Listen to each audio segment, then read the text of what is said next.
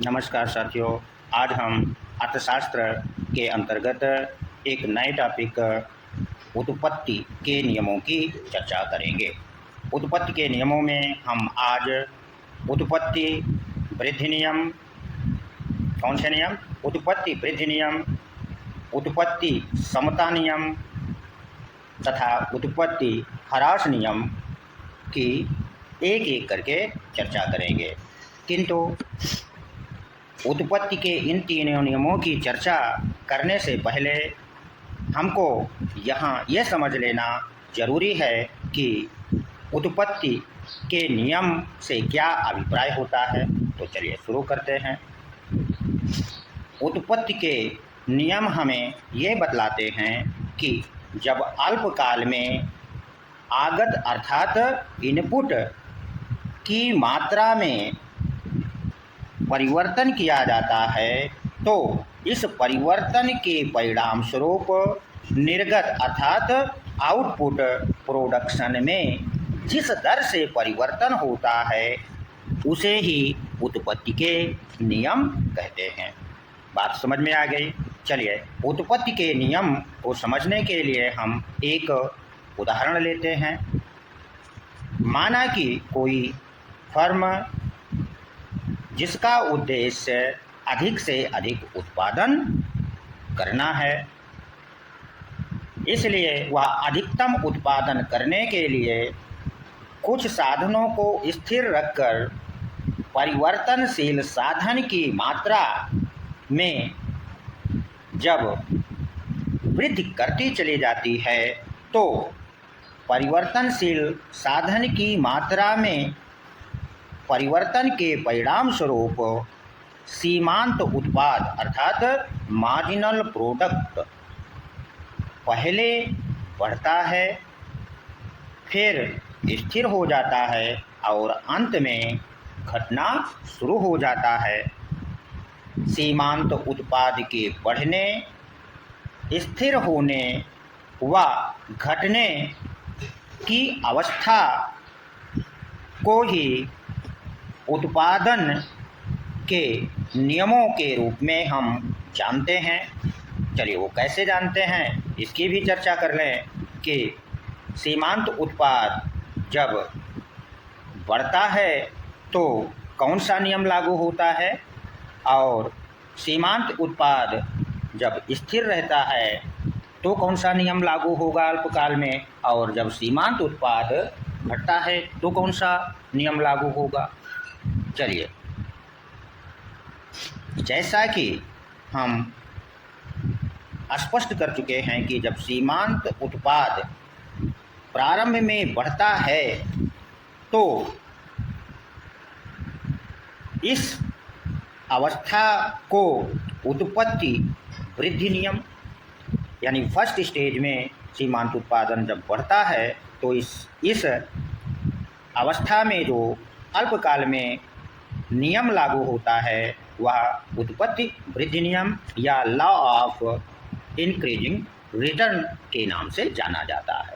तथा जब दूसरे स्टेज अर्थात सीमांत उत्पादन स्थिर हो जाता है तो इस अवस्था में जो नियम लागू होता है उसे हम समता नियम के नाम से जानते हैं, लॉ ऑफ कांस्टेंट रिटर्न कहते हैं। और जब अंत में सीमांत उत्पादन घटता है तो उसे हम उत्पत्ति ह्रास नियम या लॉ ऑफ डिमिनिशिंग रिटर्न के नाम से जानते हैं। अतः हम कह सकते हैं कि या हम ये जान चुके हैं कि उत्पत्ति वृद्धि नियम, उत्पत्ति समता नियम और उत्पत्ति ह्रास नियम सीमांत उत्पादन के बढ़ने, स्थिर होने और घटने की प्रक्रिया का ही परिणाम है। तो अब हम एक एक करके तीनों नियमों की चर्चा भी कर लें। चलिए सबसे पहले हम उत्पत्ति वृद्धि नियम लॉ ऑफ इंक्रीजिंग रिटर्न क्या होता है इसकी चर्चा करेंगे तथा यह भी जानेंगे कि उत्पत्ति वृद्धि नियम को लागत ह्रास नियम क्यों कहा जाता है। चलिए सबसे पहले हम उत्पत्ति वृद्धि नियम क्या होता है ये जान लें। उत्पत्ति वृद्धि नियम से अभिप्राय जब अल्पकाल में परिवर्तनशील साधन F अर्थात फैक्टर में जिस अनुपात में वृद्धि की जाती है उससे अधिक अनुपात में कुल उत्पादन बढ़ता है तो इसे हम उत्पत्ति वृद्धि नियम के नाम से जानते हैं। अर्थात इसे हम संक्षेप में इस प्रकार भी समझ सकते हैं कि जब अल्पकाल में उत्पादन के साधन में परिवर्तन की अपेक्षा टोटल प्रोडक्शन में होने वाला परिवर्तन अधिक होता है तो इसे उत्पत्ति वृद्धि नियम कहते हैं। ठीक, अब हम यह जानेंगे कि उत्पत्ति वृद्धि नियम की अवस्था में अर्थात उत्पत्ति वृद्धि नियम अल्पकाल में जब लागू होता है या लागू रहता है तो सीमांत उत्पादन और औसत उत्पादन वक्र का स्वरूप क्या होगा। चलिए इसको भी समझ लेते हैं। तो नीचे जैसा कि आप रेखा चित्र में देख रहे हैं, हमने एक्स अक्ष पर परिवर्तनशील साधन को लिया है और वाई अक्ष पर उत्पादकता को रखे हैं और यहाँ पर सीमांत उत्पादन वक्र और औसत उत्पादन वक्र नीचे से ऊपर की ओर उठते हुए हैं अर्थात धनात्मक ढाल वाले हैं, जो ये प्रदर्शित करते हैं कि जैसे जैसे परिवर्तनशील साधन की मात्रा में हम परिवर्तन करते हैं सीमांत उत्पादन और औसत उत्पादन दोनों में वृद्धि होती है, किंतु सीमांत उत्पादन औसत उत्पादन की अपेक्षा तेजी से बढ़ता है, या ये हम कह सकते हैं कि सीमांत उत्पादन औसत उत्पादन से अधिक रहता है। कब रहता है? उत्पत्ति वृद्धि नियम की अवस्था में। ठीक, अब हम ये भी जानने का प्रयास करेंगे कि उत्पत्ति वृद्धि नियम को लागत ह्रास नियम क्यों कहा जाता है, इसे भी समझ लेते हैं। चलिए हम लागत ह्रास नियम क्यों कहते हैं इसको समझते हैं। जैसा कि रेखा चित्र में एक्स अक्ष पर परिवर्तनशील साधन है और वाई अक्ष पर औसत लागत और सीमांत लागत को प्रदर्शित किया गया है तथा MC वक्र और AC वक्र ऊपर से नीचे बाएं से दाईं ओर गिरते हुए हैं अर्थात ऋणात्मक ढाल के हैं, जो ये प्रदर्शित करते हैं कि अल्पकाल में जैसे जैसे हम परिवर्तनशील साधनों की मात्रा में वृद्धि करते हैं वैसे वैसे सीमांत लागत और औसत लागत दोनों घटती जाती है। इसीलिए उत्पत्ति वृद्धि नियम को हम लागत ह्रास नियम भी कहते हैं। बात समझ में आ गई होगी कि उत्पत्ति वृद्धि नियम को लागत ह्रास नियम क्यों कहा जाता है, क्योंकि जिस समय उत्पत्ति वृद्धि नियम अल्पकाल में लागू रहता है उस समय सीमांत लागत और औसत लागत दोनों में घटने की प्रवृत्ति होती है। यहाँ एक चीज़ और जान लीजिए कि उत्पादन वृद्धि नियम जिस समय लागू रहता है सीमांत लागत औसत लागत से कम होती है। क्या होती है? कम होती है। आपसे परीक्षाओं में इससे संबंधित प्रश्न पूछा जा सकता है कि जिस समय अल्पकाल में उत्पत्ति वृद्धि नियम लागू होता है उस समय सीमांत लागत औसत लागत से अधिक होती है, सीमांत लागत औसत लागत से कम होती है, बराबर होती है या अपरिवर्तित रहती है। तो यदि आप कॉन्सेप्ट को अच्छी तरह समझे रहेंगे तभी आप इस तरह के प्रश्नों का उत्तर दे पाएंगे। जैसा कि यहाँ पर उत्पत्ति वृद्धि नियम की अवस्था में सीमांत लागत औसत लागत से सदैव कम रहती है। ठीक, स्पष्ट हो गया। चलिए अब हम उत्पत्ति के दूसरे नियम अर्थात सेकंड लॉ पर विचार कर लेते हैं। दूसरा नियम उत्पत्ति समता नियम है, जिसे हम लॉ ऑफ कांस्टेंट रिटर्न के नाम से जानते हैं। इसे स्थिर लागत का नियम भी कहा जाता है। क्यों कहा जाता है इसकी चर्चा हम आगे करेंगे। सबसे पहले हम यहाँ ये जानने का प्रयास करते हैं कि उत्पत्ति समता नियम से क्या अभिप्राय है। तो जब अल्पकाल में परिवर्तनशील साधन की मात्रा में यदि जो वृद्धि की जाती है, परिणाम स्वरूप कुल उत्पादन में जो परिवर्तन होता है वह साधनों की मात्रा में होने वाले परिवर्तन तथा उत्पादन में होने वाले परिवर्तन का अनुपात यदि बराबर रहता है तो इसे उत्पत्ति समता नियम कहते हैं। अब प्रश्न उठता है कि उत्पत्ति समता नियम में सीमांत उत्पादन और औसत उत्पादन वक्र का स्वरूप कैसा होगा, इसे भी जान लेते हैं।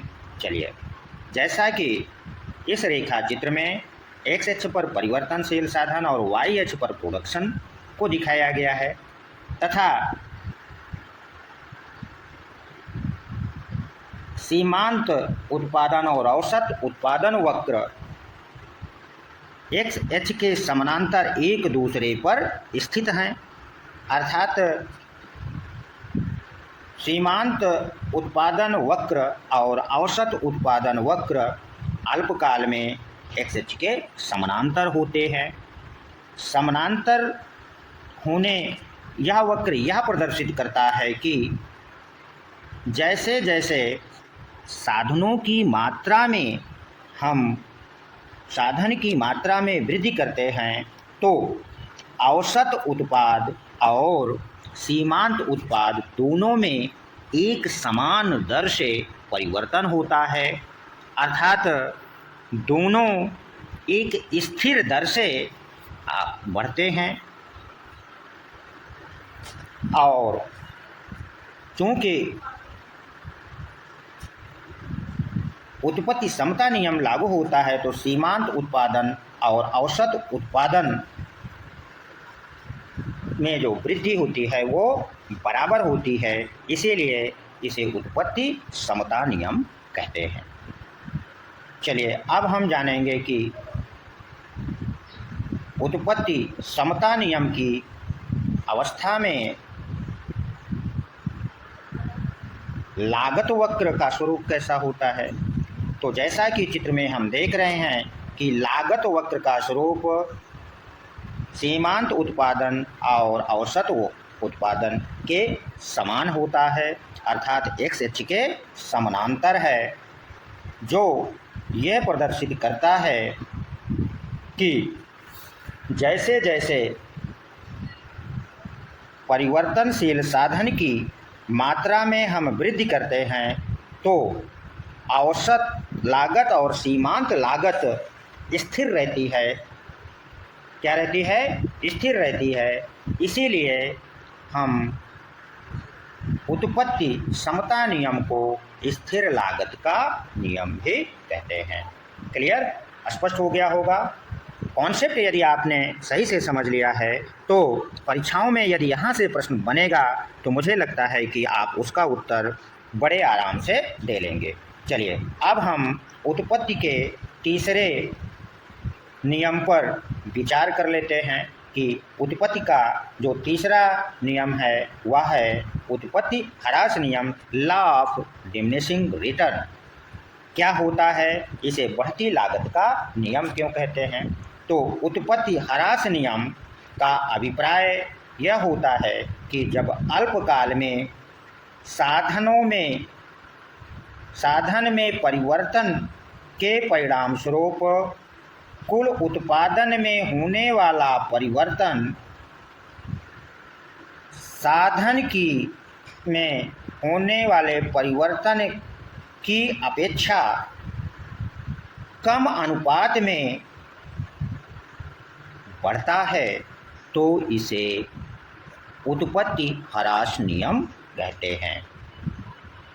संक्षेप में हम ये कह सकते हैं कि उत्पत्ति ह्रास नियम हमको यह बतलाता है कि परिवर्तनशील साधन की मात्रा में जिस अनुपात में परिवर्तन किया जाता है उससे कम अनुपात में कुल उत्पादन में जब परिवर्तन होता है तो इसे हम उत्पत्ति ह्रास नियम कहते हैं।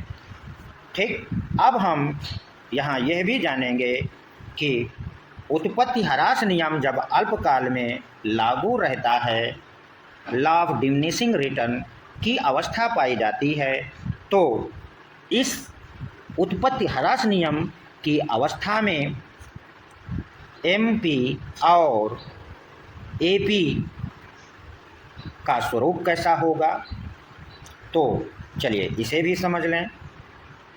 जैसा कि इस रेखा चित्र में हम देख पा रहे हैं कि एक्स अक्ष पर परिवर्तनशील साधन को रखा गया है, वाई अक्ष पर प्रोडक्शन अर्थात उत्पादकता को, तथा चित्र में सीमांत उत्पादन और औसत उत्पादन ऊपर से नीचे बाईं से दाईं ओर गिर रहे हैं अर्थात ऋणात्मक ढाल के हैं, जो ये प्रदर्शित करते हैं कि जैसे जैसे परिवर्तनशील साधन की मात्रा में वृद्धि की जाती है, सीमांत उत्पादन और औसत उत्पादन दोनों गिरता है और सीमांत उत्पादन और औसत उत्पादन गिरने के कारण ही इसे उत्पत्ति ह्रास नियम कहते हैं।